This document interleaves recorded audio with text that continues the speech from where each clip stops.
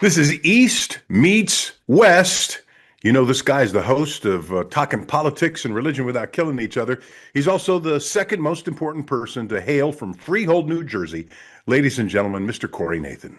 And he is the 7-time Emmy-winning broadcast journalist born and raised in beautiful Los Angeles. Rick Garcia. Is there anybody famous from your neck of the woods too, Rick? Oh, my gosh. Probably not. Probably not. Grew up in the Antelope Valley, which is the northern part of LA, Los Angeles County. Yeah. And I guess I'm it. I mean, I'm sure there's somebody. There's got to be some like old country music star from that neck of the woods, right? Somebody told me that Judy Garland spent a day or two out in the Antelope Valley. I don't know if that's true or not. But so here we are. And I hope you had a good weekend and enjoyed watching Sunday basketball, enjoying your Knicks. Boy, they look great, didn't they, against the Lakers? You already got it. You already got to start on what are you doing to me? Okay, what are you doing? let me I do don't this. have enough stress in my life. Come on. Let me set this up properly. Lakers played the Knicks, two teams who are doing their best to try to move up the ladder in the conference standings so that they can draw what would be considered, I guess, a more likable opponent, right? And so.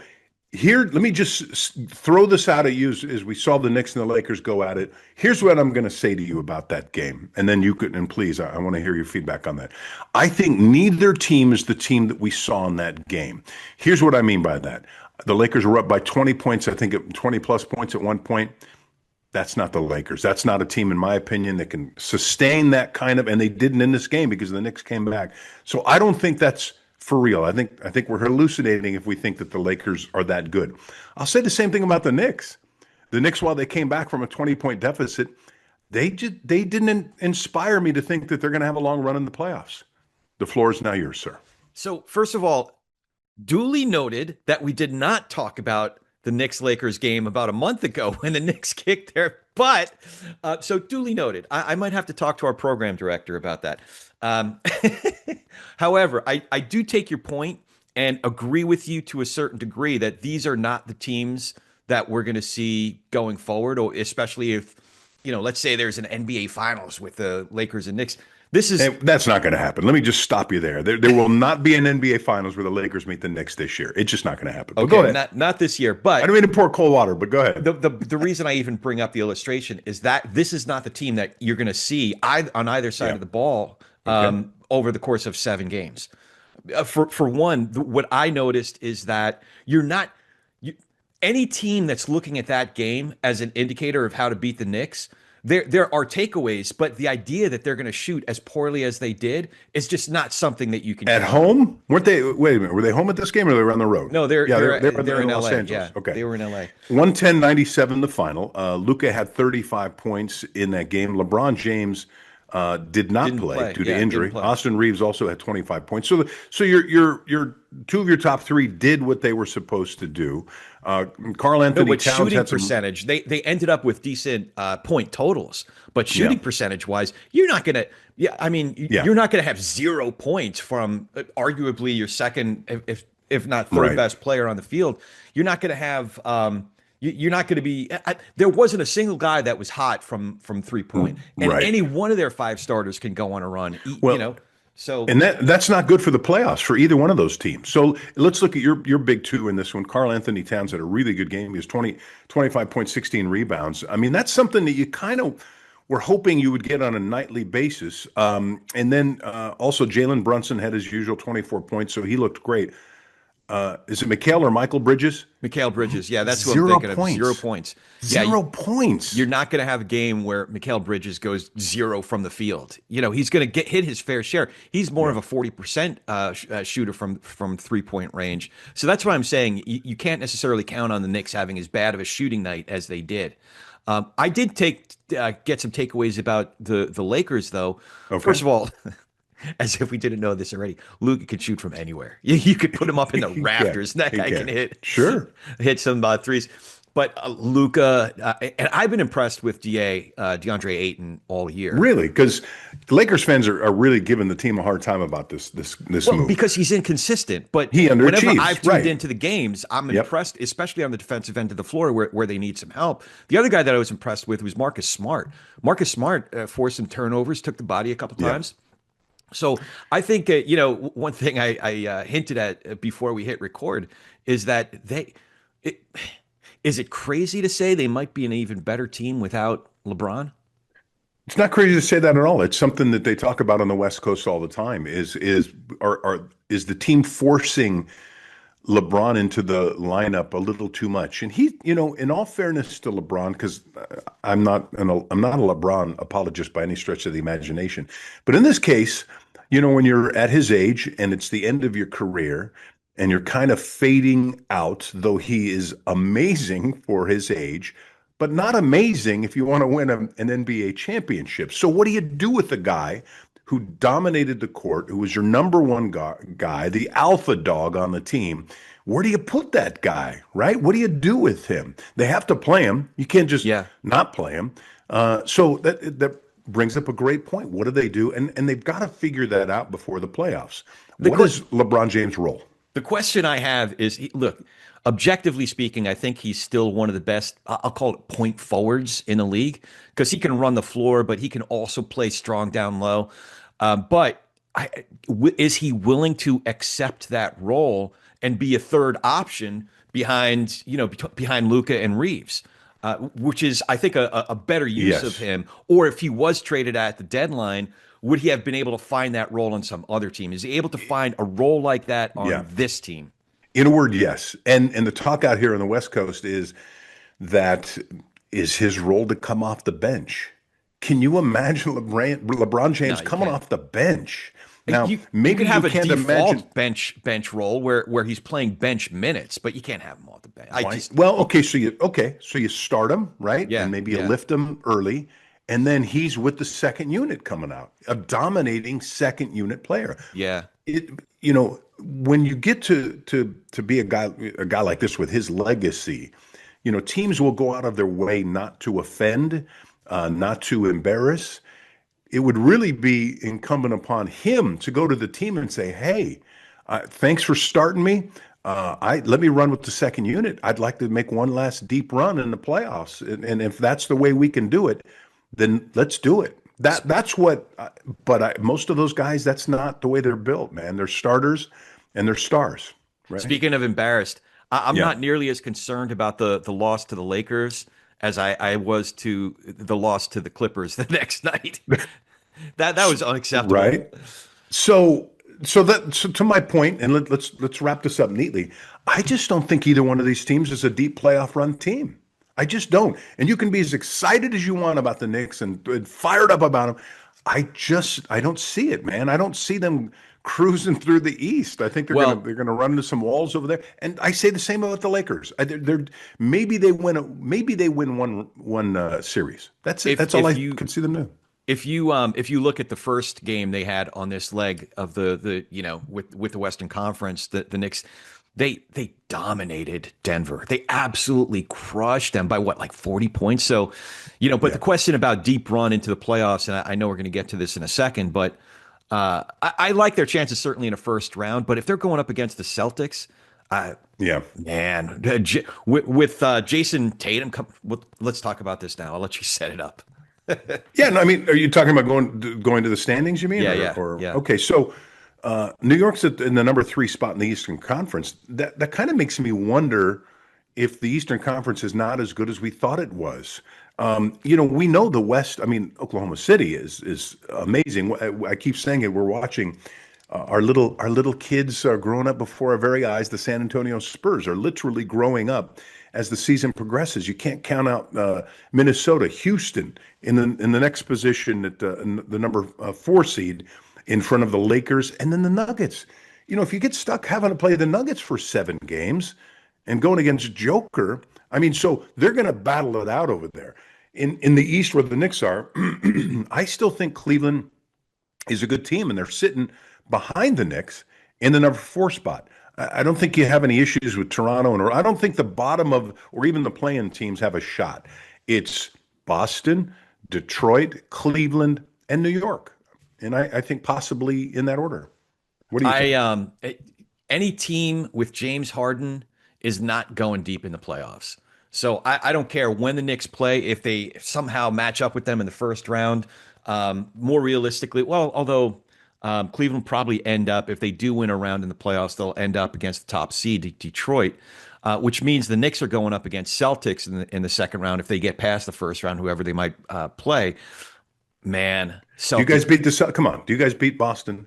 No, no, not with Jason Tatum. His first two games, he Yeah. looked like he has. I mean, he was rusty the first. I think he went 0 for 6 in his first 6 shots in the game on Yeah. Saturday, or whenever his first game back was against the Mavericks, actually. But Yeah. man, he found his shoot. He found his game real quick. He went, I think, 6 for 10 the rest of the game, and Sunday he looked like he hadn't lost a step, so to speak. So Celtics with Jason Tatum, man, that's a strong. I like them coming out of the East actually. I think Boston you're right, coming out of the East. I don't know if Detroit's for real. I mean, they're I guess really I guess somewhat of a surprise.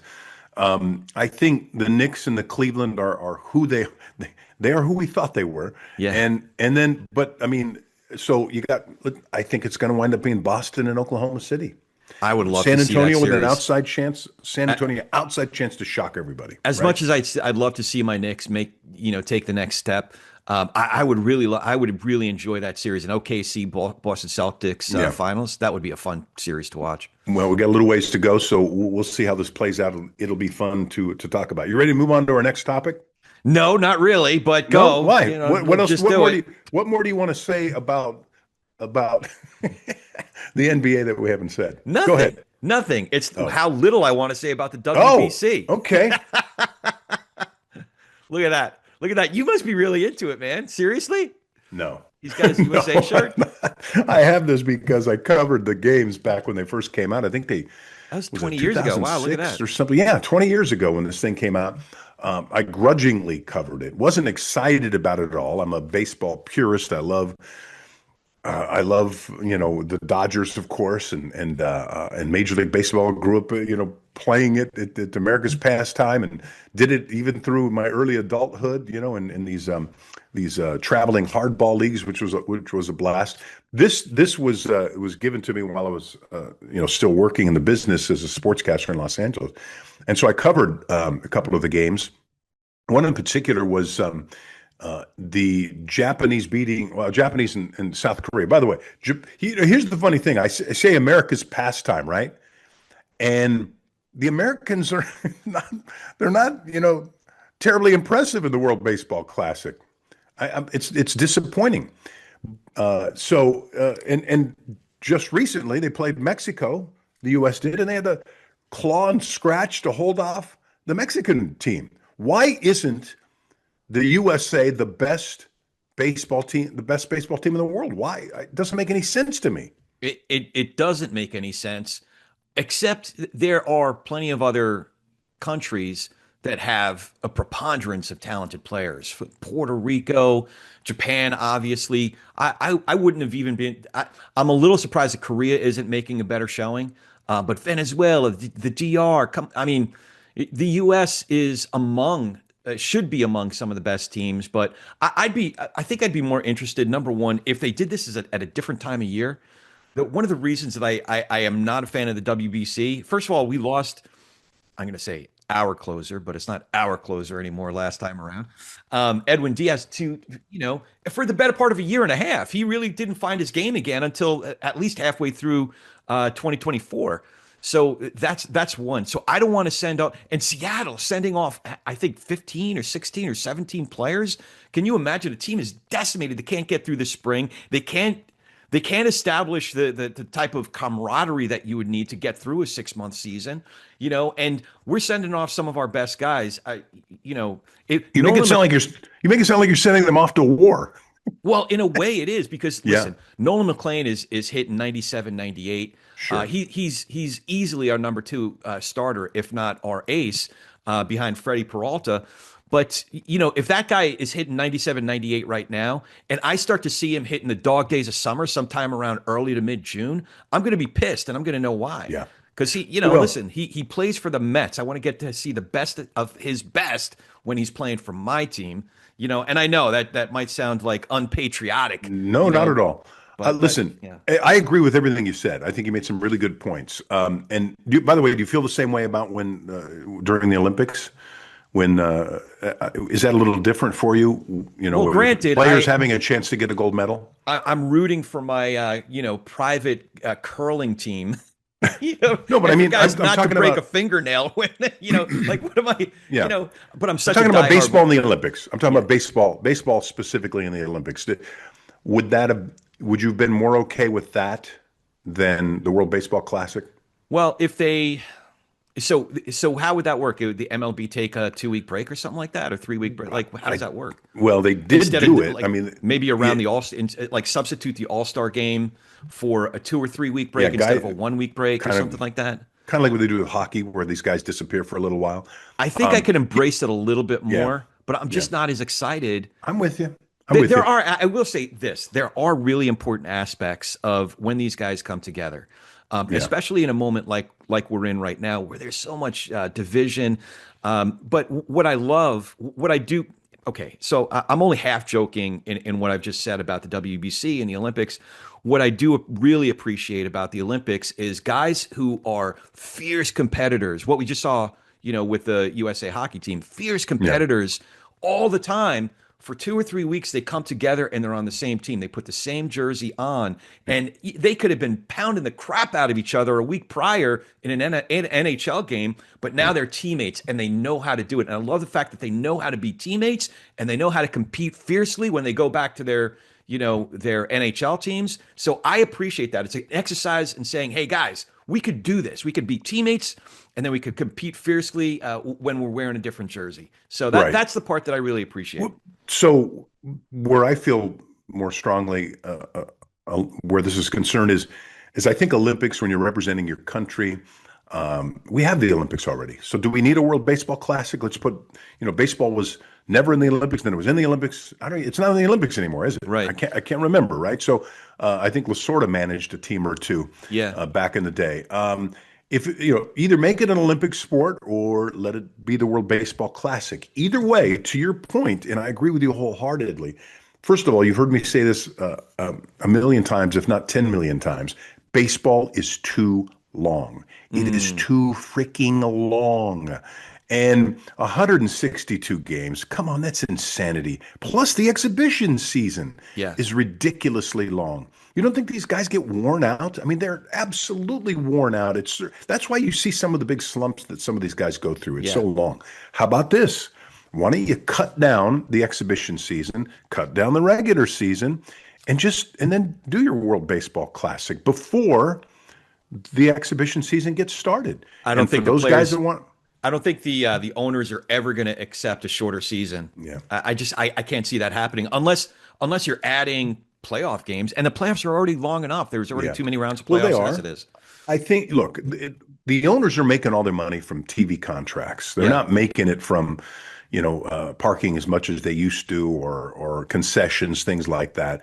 I Although just think I'm it would I'm make it, plopping 50, $60 for the parking. yeah, I can't right. believe what I'm No, shelling out just for parking these days. but compared to the $1 billion contracts, for TV money, that's their bread and butter, right? Yeah. And I think look, they've made adjustments to baseball. I mean, I think the pitch clock was one of the best Oh things to yeah. happen to Yeah, baseball. sped up the And again, game I kind of consider significantly. myself a purist. Yeah. Um, But I don't need to trips to the see mound. I I don't mean, need to see Pete Alonso stepping out every damn pitch, right. adjusting his gloves and taking some dirt and Sure, patting his butt and exactly. It's all the too long, and nonsense too long. I love baseball, but it's just too darn long the game. So they figured out a way to shrink those. It's made a difference, and I don't think it's hurt the game.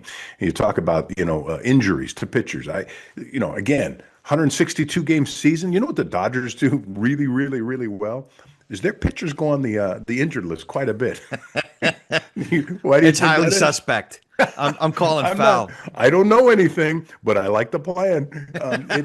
Because these guys can last a little longer. I mean, the pitcher. I had two guys tell me one time in the Dodger locker room because I was playing my hardball baseball, my amateur leagues, and had a bad shoulder at the time. I asked one of the pitchers, guy named Jim Gott, who was a relief pitcher for the Dodgers for years. And I said, Jim, my shoulder hurts. I mean, what's the best thing to get that thing in shape? Because I was pitching on our teams part of the time. And he said, oh, throwing. Throwing's the best thing for your arm. Just keep throwing. More throwing you do, the best thing for your arm. And he turned to me and goes, and there was a younger player who made $1 gazillion, but almost was never pitching because he was hurt all the time. A guy by the name of Darren Dreifert. And Darren Dreifert, who was highly heralded when he came up to the team, again, big fat contract, but was hurt all the time. And Jim says, hey Darren, don't you agree? Just what's the best thing for Rick's sore shoulder? Throwing the baseball, right? He said, well, it's also the worst thing for your shoulder. I love throwing the baseball. It's too long, man. And these pitchers, they suffer. Either that or, increase the roster so that you can have more pitchers, so that you don't have to put them on an injured list because you're kind of encouraging that. I wouldn't mind a 28-man roster. Get me another backup infielder, another backup out, like a little bit more relief help. I wouldn't mind a 28-man roster. Baseball probably wouldn't mind it. I mean, the players union would certainly be okay with that. Yeah. All right. So bottom line is, not a lover of the World Baseball Classic. I did want to point out that the undefeated teams in the Classic so far, for those of you guys keeping score at home, Puerto Rico leads their pool. I'm just going to rattle off the undefeated teams. Puerto Rico's unbeaten so far. The U.S. barely got past Mexico. They're undefeated. Italy, go figure, they're undefeated so far. Japan, who will probably win it all. They're so stacked. You could probably win it with just Otani. They're so far unbeaten in their pool. And then Venezuela and Dominican Republic. Yeah. So there you have it. You're going to have, you'll think about it. You may decide that you're going to be a convert and turn into a World Baseball Classic fan. How does the brackets go? So would you get through your pool? Top two teams. It's almost like soccer. Top two teams in each pool will advance, and then it becomes single elimination. Okay. So I hope it's a Dominican Republic of Japan final. Really? That would be a fun final. But I don't know how the brackets work out if they meet each other in the semis or something. But don't make me look this up. Okay. No. We don't have to. Because you really don't care. Yeah. You really don't care. Here's what I know you do care about. I do. NFL free agency. Absolutely. I know you were getting a little sick of football every week talking about football, and now listen, you're going to miss it now. Okay, because as I've told you before you know it, baseball and basketball is all we're talking about. It's harder to find not information, but content that just gets people excited. Whereas the NFL, it's always something going on every week. It's such a battle. It's only one game, right? There's so much on the line. But baseball, the free agency just got underway in the NFL. The draft is right around the corner. And I'm going to go out on a limb. Some of the most active teams so far in the offseason has been the Raiders. And good for them. They've got a lot of holes. They got a lot of holes to plug up. Traded away their best defensive player, Max Crosby. Got rid of Max Crosby, shipped him off to Baltimore, got some draft capital, but they also had a lot of money to spend, and so they were able to bring in a bunch of players. Here's what I'll tell you about. So they've been probably the most active team. And since we brought up the Raiders, let me just real quickly give you a list of some of their names. So they've signed, and keep in mind, some of these players, these teams are keeping their own guys, but because they're free agents, and even though you retain them, it still counts as a free agent signing. But I'm just going to list the number of players the Raiders have signed. 1, 2, 3, 4, 5, 6, 7, 8 players, including a kicker, right? Then they accumulated a lot of draft equity to go along with the big trade that they did with Crosby. So they're making some moves over there.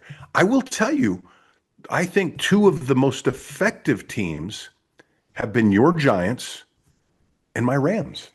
Interesting. So the Giants haven't made as many moves, but the moves they've made are significant. Signing that tight end from Baltimore, I think is pretty love key. him. Yeah. Love Isaiah Likely. He's a guy that I had my eye on. I thought, boy, if the Rams don't keep one of their tight ends, a guy named Tyler Higbee was contemplating retirement, but they signed him to a team-friendly 2-year contract, so they're keeping him around.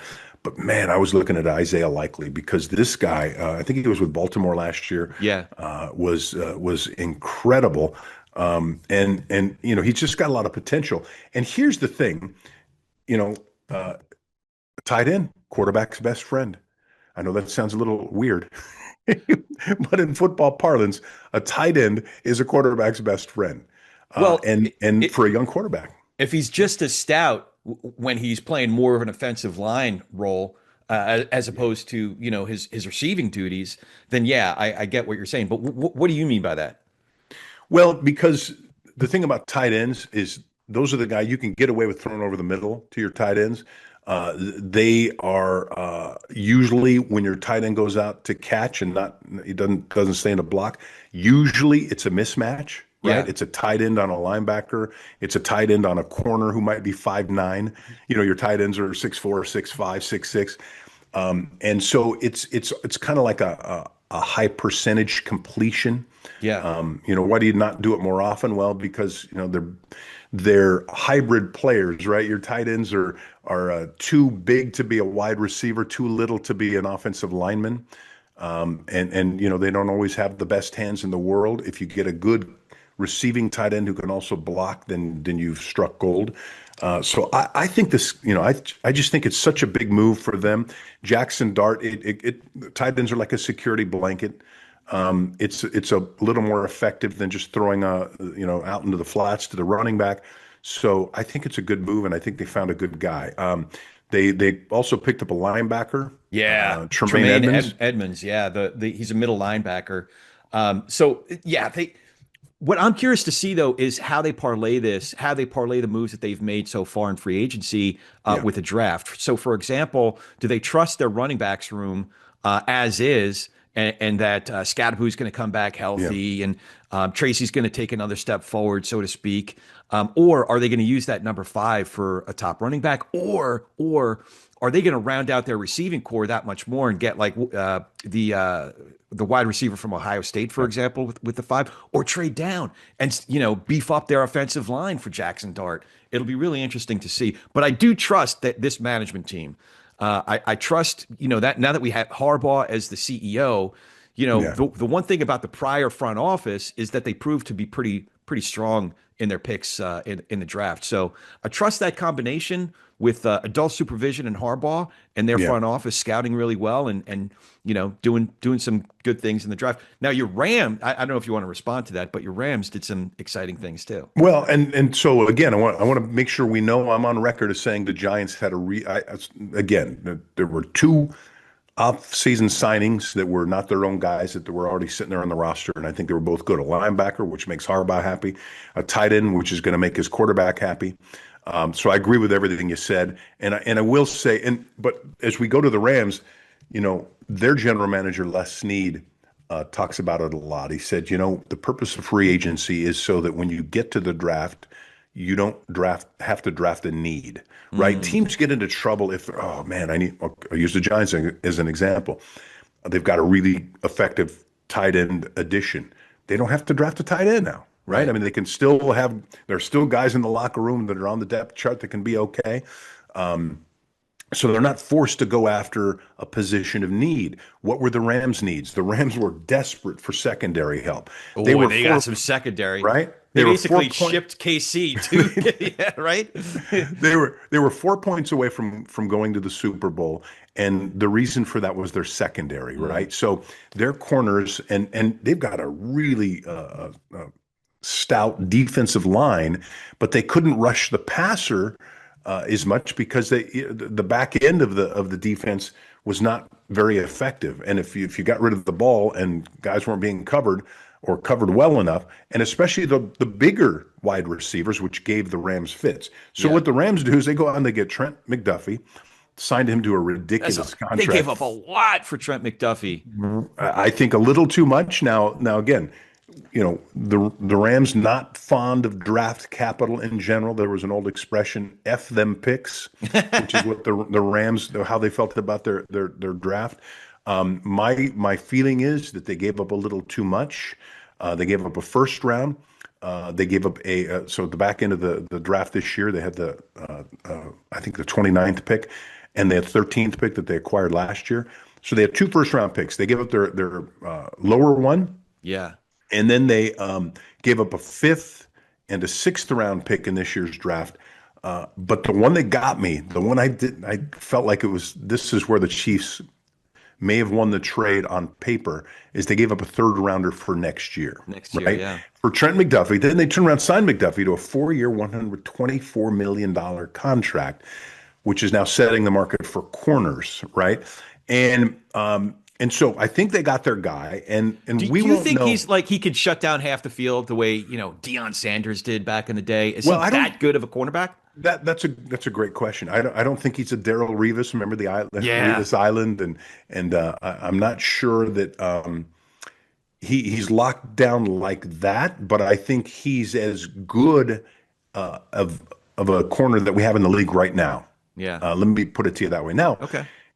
a number one corner can become better if you have a good number two corner, right? You got And so that. At least they're paying him like that. they turn right around and they got the Chiefs number two corner Yeah. after trading for the number one corner in Jalen Watson, and then turned right around and signed him.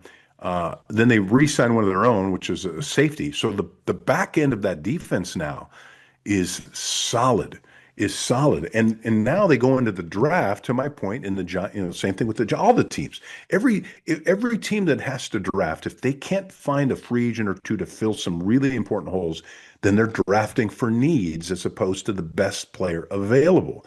And so, your hope is that the best player available is a need, right? Yeah. But that's not always going to be the Not case. always going to be the case. Yeah. So in the case of the Giants, do you draft a running back if a fantastic linebacker or wide receivers available? I mean, that's what you want to try to avoid. If you try to find somebody out there that can fill that hole without having to expend draft capital for not the best athlete, if that makes sense. I actually love the offseason because there's something about fantasy league, NFL, fantasy Yeah. league baseball.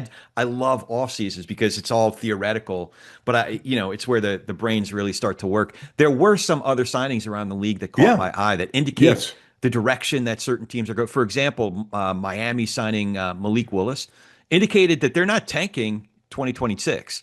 I He Go proved to ahead. be a serious.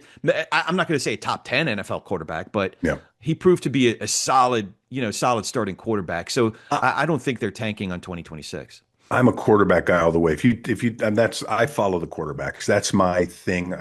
I played quarterback in high school. I was Al Bundy.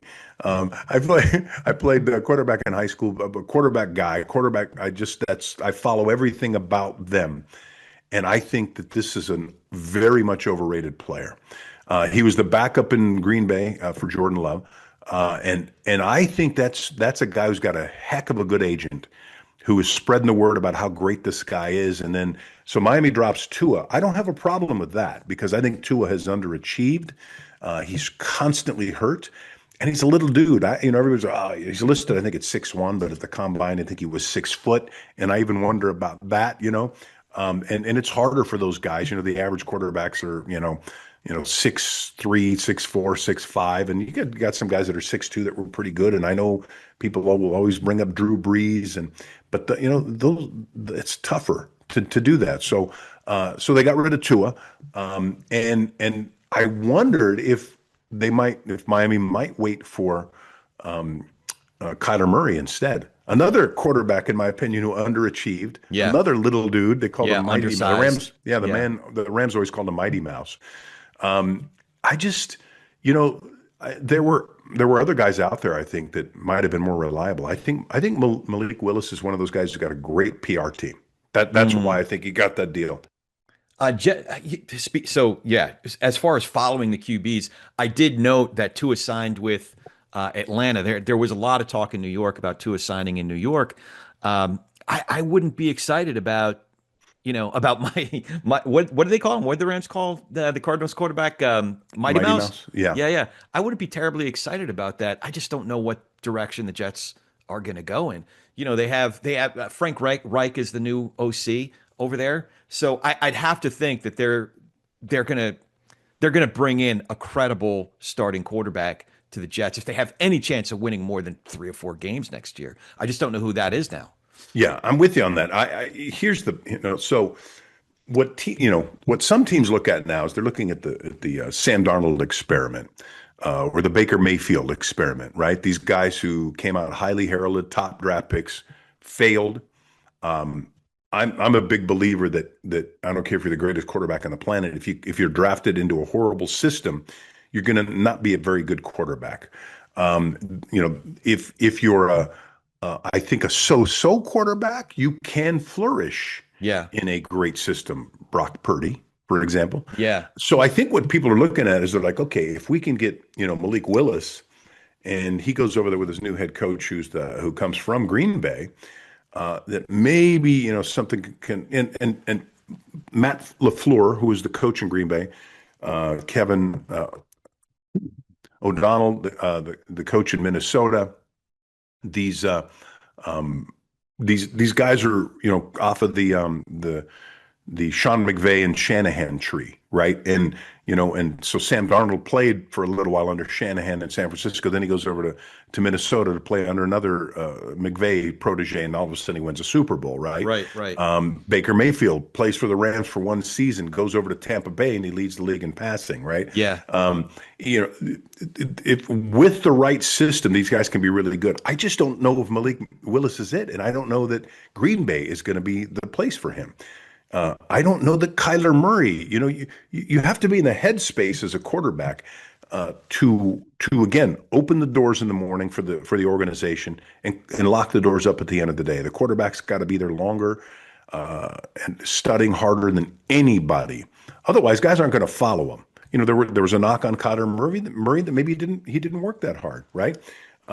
So. I'm kind of mixed on that. There weren't a lot of free agent quarterbacks available. I'm a little surprised that Jimmy Garoppolo yet hasn't showed up. There were rumors he was going to go to Arizona because he played for Mike LaFleur, Yeah. who was the offensive coordinator for McVay. There was talk he might go over there, but they turned around and signed Minshew. Right. So, Yeah. so Did they sign Minshew as a starter, you think? Or don't know. That's really it's a strong great backup? question. So is it Minshew and then they draft a quarterback? Maybe. That could be That could work. they could be laying the groundwork for that, right? So that'll be interesting to see how that plays out. I'll tell you the guy I had an eye on, and you're going to laugh. The guy I had an eye on, I was hoping wouldn't re-sign, and he still hasn't yet in Indianapolis, and that's Daniel Jones. Well, they signed him on that transition tag or something like that? Yes. So and he has to agree to sign it, but I think they're negotiating a contract. I think was the purpose of that, right? And I just think that when I saw the potential that he had in Indianapolis, which again tells me that the guy's a good quarterback, he was just not in the right system in New York. I thought, boy, what could Sean McVay do with that guy? Because remember, the Rams have to figure out what to do. Post, Matthew Stafford, right? Yeah. So they've got a plan for the future, and I thought, well, how about Daniel Jones for a couple of seasons so they can draft somebody? It's hard if you're a team like the Rams who is in the playoffs every year to get into a position to be able to draft a quarterback because you're never going to be in the top 5, right?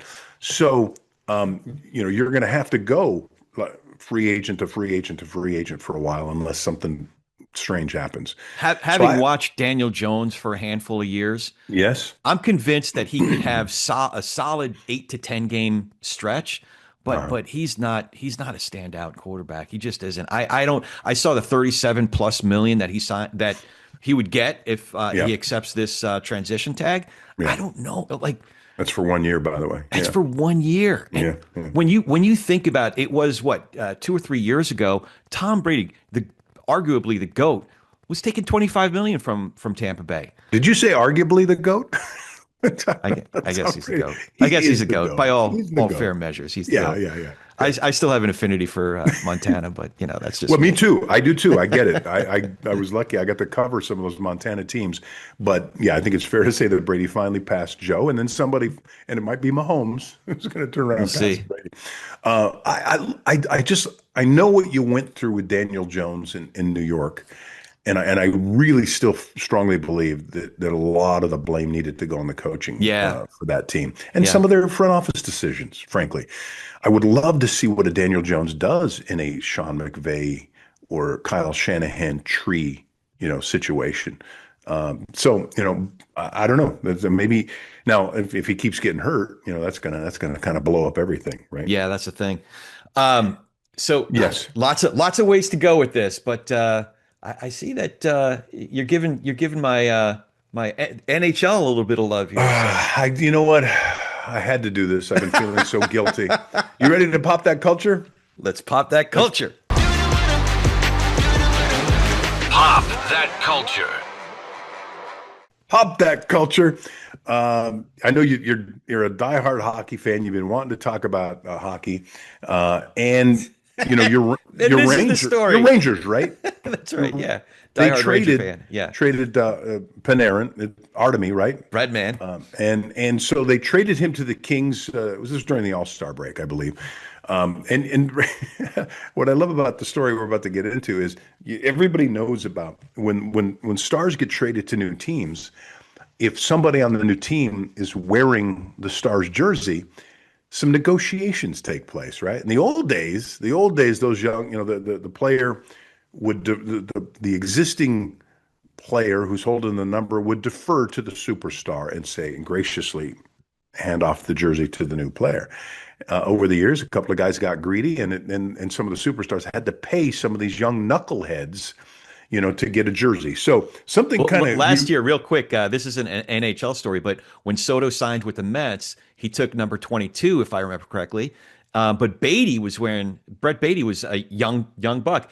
So Soto buys him this beautiful SUV because even to that point, Beatty was driving around a clunker like a 20-year-old Honda Civic or something like that.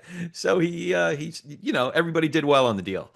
But yeah. Well, the same thing happened with the Dodgers. Ohtani bought. There was a reliever, Joe Kelly, who had Ohtani's number, and what Ohtani did was buy Joe Kelly's wife a new car. That's great.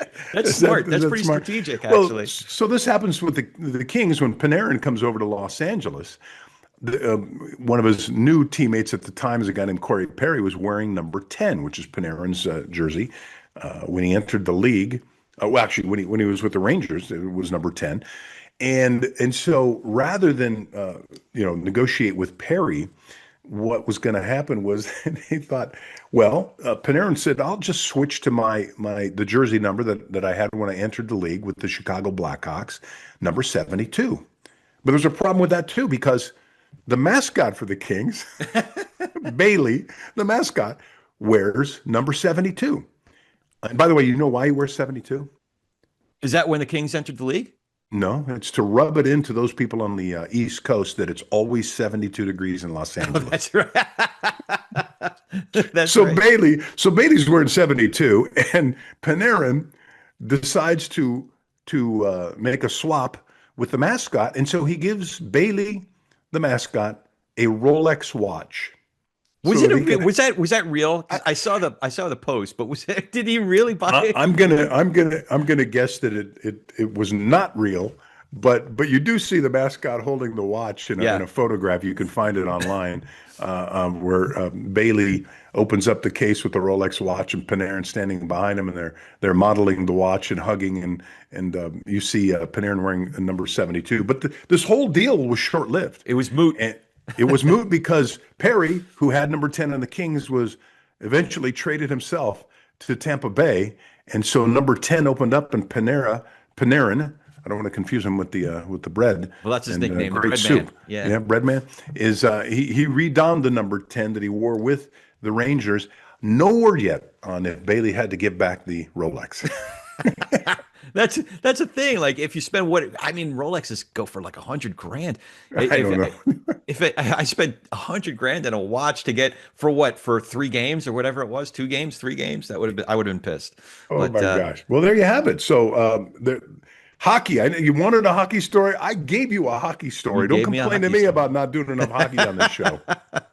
All right. When we enter the playoffs, we got to start talking some more hockey. We'll talk about some hockey. I don't know. Look, I don't know. First of all, the Kings. I don't know if they'll be anywhere to be found, and so we'll see how that all plays out. I mean, I will tell you that it was exciting to see our hockey players. When I say our NHL players in the Olympics and then winning the gold medal was just a blast to see that, and so hopefully that redirected some focus from that to the NHL, which has been struggling. Let's be honest with its viewership, its TV contracts, it's everything. So let's see how that plays out. This was fun, my friend. We have to go though. Is that okay with you? Just looking at where your Kings are, they're only 1 point outside of a playoff position. Yeah. So they got to play their best hockey coming down the stretch. But I like your chances. I like your chances. Scrappy team. All right, everybody. I'm Rick Garcia. He's Corey Nathan. It's East meets West. Thanks for joining us. And don't forget to follow us, rate us. Please write that rating and or write that review and give us a rating. Tell a friend and let everyone know you can find us on Apple, Spotify, YouTube. And get your shirts. We'll be selling those shirts. Actually, the shirt that Rick is wearing, we'll be selling it online. This is fun, Rick. Yeah. All right. Good to see you, Corey. We'll see you next time.